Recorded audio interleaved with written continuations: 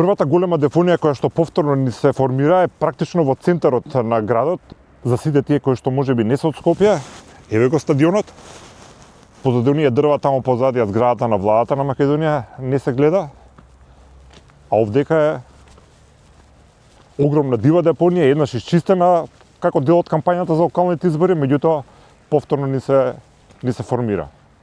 Брда од градежен шут и отпад кој што повторно ни се собира. Овие слики навистина не ќе ме повторно да ги гледаме, бидејќи е една жива срамота за сите нас.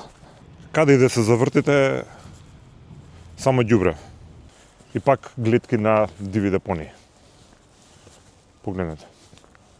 Ова е организирано фрлање на отпад, не е тука некој да поминувал и нешто да джитнал, тука со камионче, со било што се фрла ѓубре организирано и мора да се најде начин ова да се стопира.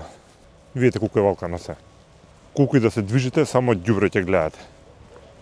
Стадионот, националниот стадион, додиме во Тирана да видиме дали околу нивната национална арена изгледа вака.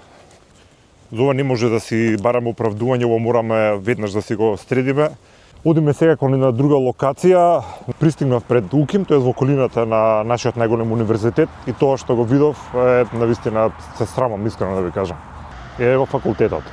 Еве салата на УКИМ која што многу пати ја снимавме и еве стара новата депонија. Повторно ни се појави. Ова е во центарот на градот практично до нашиот најголем и најзначаен универзитет.